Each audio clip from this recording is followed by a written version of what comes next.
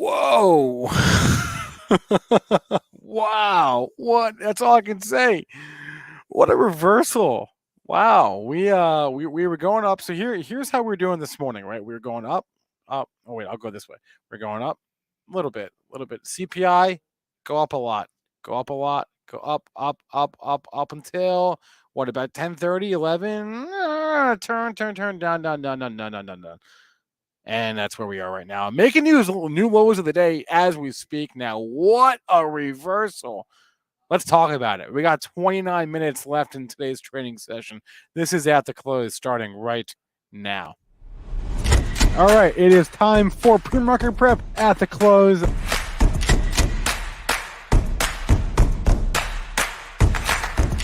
3 consecutive highs, opened, matched yesterday's low, and then once it took out there, that's all the breakout momentum traders needed. Joel, you were right. You got this one pretty good. Well, at the very least, you got the first half of this one pretty good. But I don't know if anyone could have seen a reversal of this magnitude coming. I mean, I guess, yeah. Well, you're on mute. Okay. There we go. Yeah, I was kind of missing a screw and missing a cord. Yeah. Okay, so there are bad days in the market. Yeah. And there's really bad days in the market. Okay, and that's not what this is. And then there's really, really, really bad days in the market. And this is the latter, I'm guessing, is what you're going with. Is it Yep. what you're going with? Yeah. Yep. Okay. Yep. And man, people just got tagged, and I was one of them. I was able to recover a little bit, but there was that second rally when we came down. We came off the early morning high, and then we came down, and we were looking in the abyss, and then I rallied at 20 handles, and then it finally caught wind here. But new low of the move. Okay, after getting just back above the intraday high from yesterday, and now I see my next daily glow back slow. Man, I can't believe it. 43, 64, 50. That was your March 18th low. That man, 29 minutes. I mean, I don't even know if that will hold, but that's what we're looking at. A crude shot out of a cannon here, up $6 in triple digits. I'm not sure what's behind that. That 98.50 level I gave you. I sure hope you didn't use it as resistance, but you used it as man, a breakout. Gold having a good day. It's up $22 at 1970.20. Silver still stuck in the mid 25 handle, up 56 cents at 25.46 or 25.55. Bitcoin, it's a risky asset and it's a risky day, and it's lower 530, 39, 425.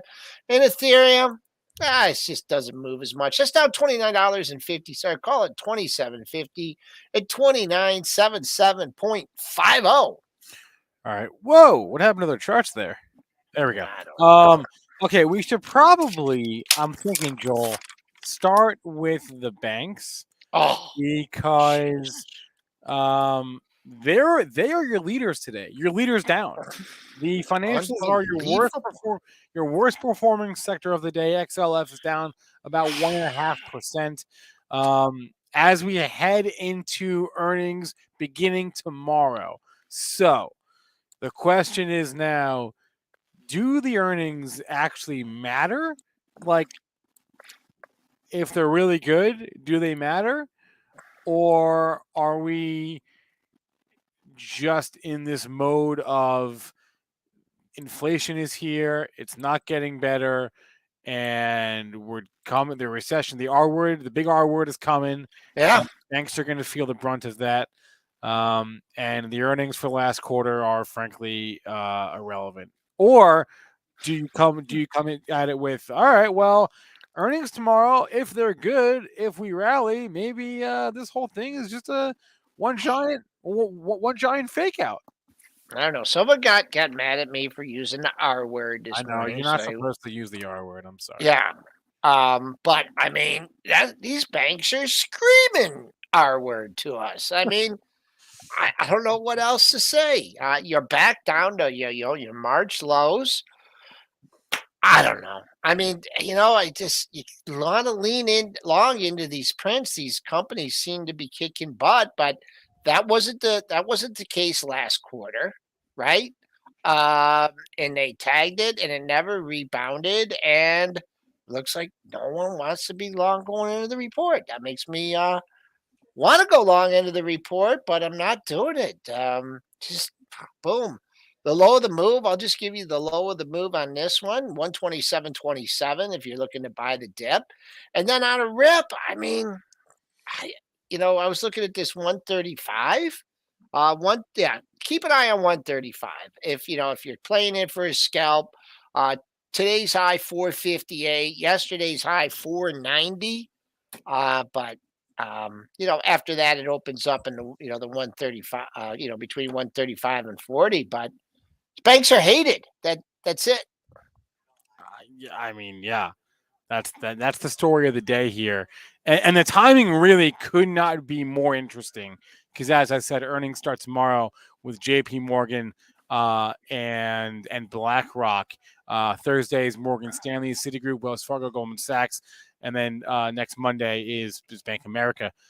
So this is interesting now. Now Daniel Padilla in the chat says he cannot wait to buy banks lower for the long term. So he's licking his chops here, and that's what makes a market, right? I mean, but it's hard to argue with today. I mean, like I said, we've reversed across the board. Nobody has done worse than the banks today.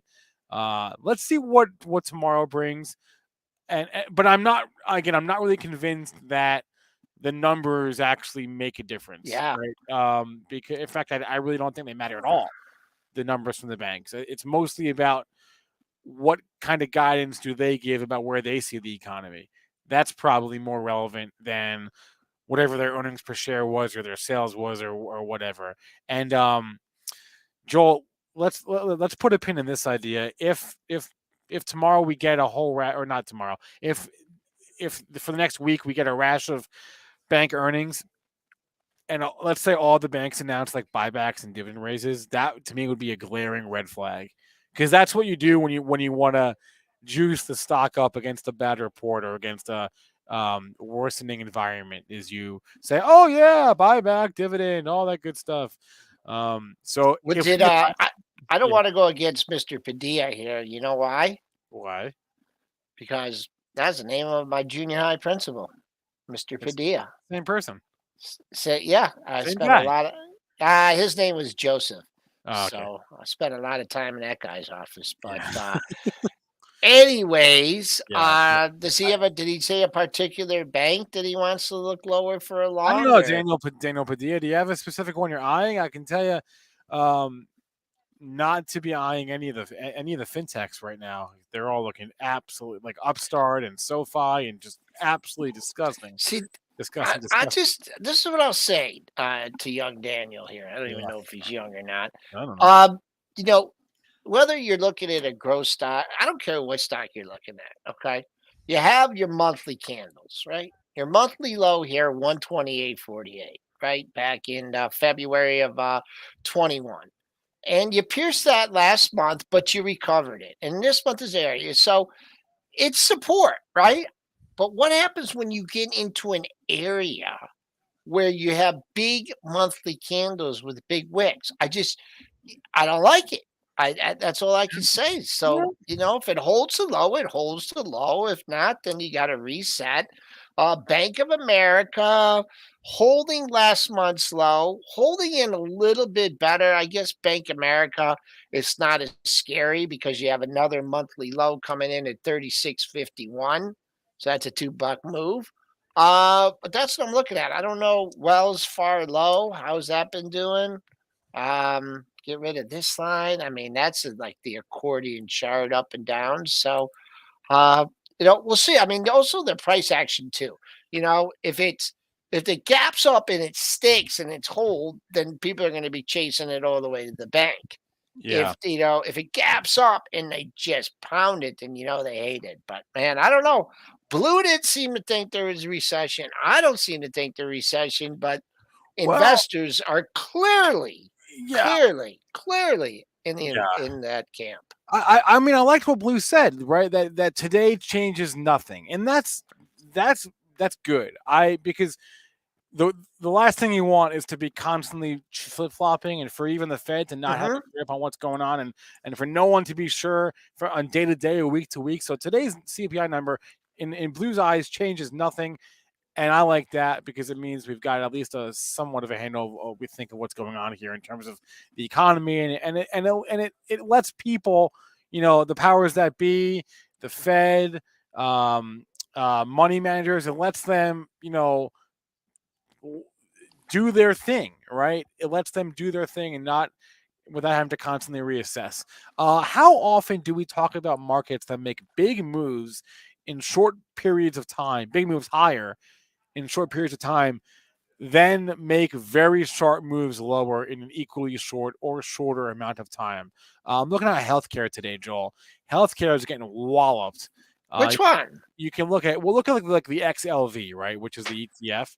Um, the last 2 days, um, Uh-huh. sharp move down. It broke out to a new all time high last week. Was it last week? Or maybe Monday, whatever. And the whole sector is down. You say which one, Joel? The whole sector is down today. Is there a healthcare stock that's higher? Yeah, like McKesson, MCK is up. But like outside of that, give me another one that's green. Cardinal Health Well, is green. Cardinal Health is having a good day. I think they had news actually. So CAH is your exception. But like outside of that little pocket of healthcare, they're I all think you called this out a little bit ago. Didn't you? Someone did. yeah, yeah. Would you look at that? They've all been Look ripping. at that 58. Look at that move to 58. Where was I, man? Oh, Whew. it was an upgrade. That's what it was. It was a Morgan Stanley upgrade this morning to Cardinal Health. So Mm. Morgan Stanley is the reason why Cardinal Health, McKesson, and then what's Amerisource that's down. But anyway, with the exception of those two names, the whole healthcare sector is down and down in a pretty big way. Again, if you look at the XLV or sorry XLK, wait, I always confuse the two. Why do I always do that? XLV. I was right the first time. Crowded trade. I mean, it's great. It's great when it's going up and making new all time highs. That was a bad candle yesterday in it, right? That day after making new all time high. I don't know where did you fail at. I don't follow this one very closely. Uh, you failed just above the close. The close at 39.99 went to 40.46 and in reverse. So 38.36, not bad. The only thing here you lose is 38.03 and you got another. Oh, wow. Look at this. I got 4 stars, 5 star, 6 star support for you in this thing. 136.50. Look at that. If you start to go into decline, holy mackerel. 1, 2, 3, 4, 5. So 5 star, 5 stars there. do, 136.50. Next support do XLV. you want to take a second and again just define the star system? You haven't done it in a while. The star system is my arbitrary system of assigning significance to levels. And so if I say something's a 1 star, that means like I don't have any expectation for it at all, right? It's like really nothing. A 2 star, your daily, like a daily high could be a 2 star. A one single daily high, that's a 2 star. Now, if you get, well, no, I can't give away all this. I got to save it. But the more, like, this is like, and I'm just being facetious here a little bit, but 5 lows in the same area, that's a 5 star. I Mhm. mean, that's a big level. That'd be, if I was a short term trader and I was short or something and it came down to a 5 star like that, regardless of situation, or unless the whole world was crashing down in 1 second, I would do it. And then it goes all the way up. Dennis used to joke around because I used to do the daily levels in the office for the bright traders. And sometimes I would have just like stars all the way across, like boom, Yeah. an 8 or 9 star. And I could give you an 8 or 9 star from yesterday. 44.50 basis the spoos. We talked about that a lot, right? Because you had the 2 lows in this area, right? And then you had the 2 lows in this area. So that, I don't know if it was an 8 star, but that was like a 6 star yesterday. So Okay. that's an explanation of the stars. All right. What else did I want to look at here? And then we can go to the chat. And maybe we should discuss, ideas as to what caused the reversal. There doesn't necessarily have to be a cause. We know this, right? But we also know that around the time of the high of the day, and the high of the day came what at like 10 o'clock, somewhere around there. Around that time, or a little bit thereafter, um, Bloomberg reported that Putin threw cold water on the idea of peace talks. I think the direct quote was that peace talks are at a dead end. And then around the time we really started to fall today, Lael Brainerd was doing an interview with the Wall Street Journal that was available to watch. And that's when we really started leaking hardcore. So that's I'm gonna throw it to those events and say, or we just say it's a reversal and that's what the market does. It chops you up until you are no more. Um, yeah, those were the two macro headlines that I saw today. Is Brainerd, and Brainerd is relevant again because she moved markets last Monday, and Putin throwing cold water on the whole idea of peace talks, which we knew that was going to happen. Do you know anybody else named Lil? No. I don't even know if I know. I mean, do you think they meant to name her Laurel or something, and I left something off her like birth certificate? If we ever get her on the show, we can ask her that. How about that? But I have no idea. Okay. What else was on my list here, and then we can go to the chat. Energy, obviously, well, not obviously, but energy is up. We do have. Yeah. Did we have some oil news? I mean, we have a data point coming out in about 45 minutes at 4:30. API oil inventory that'll be at 4:30 UT time. What else jumps out to me today? Staples are having another good day. The sector is down, but I look at like Coke and Pepsi, and I see them in the green. Holy mackerel! This is an my unsustainable trend line. I'm telling you right now. Yeah. I did this yesterday. Man, I wish I could do this better. Now anyone's gonna have to sit and be patient because I want. Oh, boom! Look at that. Oh, you're a ways away from it. And then I did this yesterday too. But I bet you it broke through the top of this channel here. Let's see if this is fun. Let's see. Get my crayon out. And ooh. Oh, no, you got a little bit more room here, maybe. Well, it's not exactly symmetrical, but you guys get the gist of it. We're ripping. We're not dipping. We're ripping. We're trying to, like we said about punishing the most market participants. What if we went to unchanged here? Right? Just think about it. That's only 14 handles away. Thanks for reminding me of my hot take that I called. What time did I call that at? Like 1:45. The 3:30 ramp, which has happened a little bit here actually. Now that I pull up my SPY again, we've been going up here for the past few minutes. So what is unchanged, Joel? Well, I'm on the SPY. 09 for the SPOOs, and the spider would be what, about 440? Yeah, right there. Yeah, right around 40.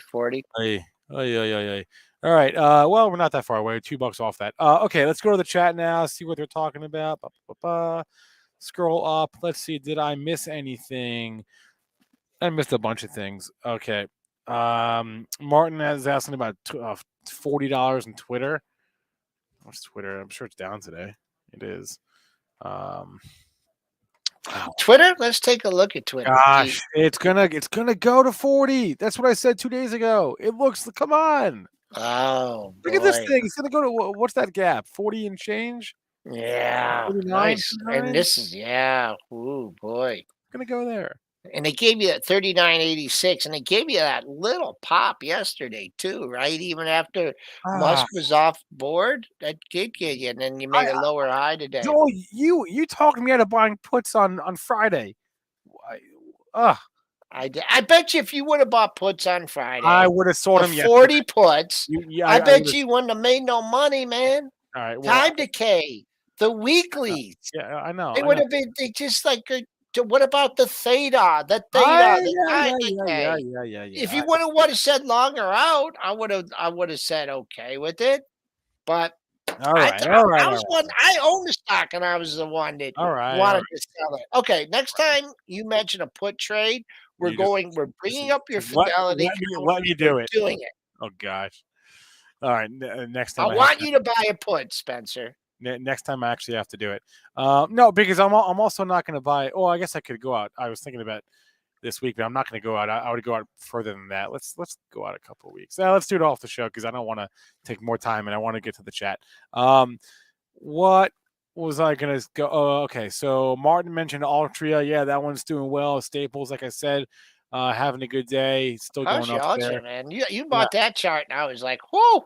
Oh my Well, gosh. I mean, I'm not going to get rich off that, but it's up like 4 days in a row now, something like that. So, Rich man, poor man. yeah. Okay. 57.50 is your next target. All But right. that could Here's what. take like 6 weeks to get there. Yeah, you're right. It will. Here's one from Cody. PBR Petrobras. Oh, that should be ripping today, huh? It's not ripping. It's not. It's up 12 cents, 10 cents. Oh, really? Yeah. PBR? Pabst Blue Ribbon? That's it. No, that's not having a good candle. I don't know. This is a tough one. You're banging up against monthly. I think I was asked about this before, and I just mentioned 16. Man, you had this monthly high 16.13, another one at 16.30. You barely got to 16, so big roadblock there, 15.99. Until you get above 16, hold 16. You think with oil today ripping like it is, it would be up a little bit more, but PBR just not moving like it should. Shoot, I just had a thing to bring up. Oh, I said Musk has never let it get down to 40. I said that. I don't ever say anything about Musk letting it get down to 40. Someone asked how I was going to add. Me. Someone asked how I was going to add to my Shopify. No, I'm not going to add to this. I don't add to losers, and this is a slight loser now. But what I will do is sell if we get to 505. That I would do. That I would do because you got that support there at 510. So I would sell at like 5. Give it a little time. You take 100 points on something, huh? Wow. Well, I mean, it's a Deep $600 stock. pockets. $600 stock. I mean, what do you want me to do? It moves $40 a day. What do you want me to do? Who said they liked that? Didn't someone say they liked it? Lots of people like Shopify. Yeah. Okay. All right. But Barat is asking about the market on close and balance feeds. So you can pay to get that information, Barat, but you probably don't have to because the news gets disseminated on Wall Street. It's on Benzinga Pro. It's also on Twitter. If you just search MOC imbalance, people that do get that feed tweet out that feed or tweet out the information from that feed. So you could pay for it if you want, but you really don't have to. Just I would say check your Benzinga Pro every day 3:30 or hop on Twitter and search for MOC imbalance and you should be able to find it. Tough game. It's a tough game. Triple D doesn't play it as much as he used to. And what I mean, like if a big buy imbalance, he won't go out there and run the stock. If they say there's a big buy imbalance, he might throw something out there to fade it. Yeah. But the reason he doesn't chase them is because they can flip. They can flip in a heartbeat. So, also, if you're waiting to, until 10-4 to make a big strike, it's Yeah. the odds are working against So it. realistically, the only days where the imbalance is probably worth paying attention to, like ahead of time, are days when there is like a big index rebalance, like when like the S&P or the Russell, right? So the Russell rebalances their indexes every June. It's like the third Friday in June every single year. But they announce the list like a few weeks beforehand, and like usually that day there will be some crazy imbalances, and that can be an opportunity because there's way more imbalances than there are usually. But outside of days like that, when there's some sort of crazy index rebalance, it's probably not that notable. Opening imbalances too are a little bit. a little bit more. But you need a big account. You got to be able to trade out of them. It's difficult. Okay, we're 5 minutes away from the close now, Joel, and we haven't done anything in the past couple of minutes. Actually, It's chop, man. These last 8, 10, 12 minutes. I mean, it's been we haven't been tough. moved. Yep. Feels like we haven't moved at all. All right. Did I miss any headlines today, guys? I don't think. Oh, when you were talking about Shopify, were you referring to an upgrade? Is that what you were talking about? That was yesterday. Oh, Wasn't it? Baird Yeah. gave them an upgrade. Yeah, that was yesterday, I think. Yeah. Okay. Did I miss any headlines today, guys? If I did, let me know. It didn't seem like there was too much news intraday. And yeah, so I don't think Jay Rice is bringing up a good point too. That the the opposite happens more times than not on the imbalances. No earnings at all of interest tonight, frankly. So again, tomorrow morning we do get the unofficial start of the Q1, Q2. How does it work? Earnings season. Q2. Well, Wait, Q1, right? Because we just did Q4, right? So the first Q1, yeah, Q1. So tomorrow morning, JP Morgan, BlackRock, who's of course the largest asset manager, Delta Airlines, Bed Bath and Beyond, Fastenal. So a couple of big reports for tomorrow morning.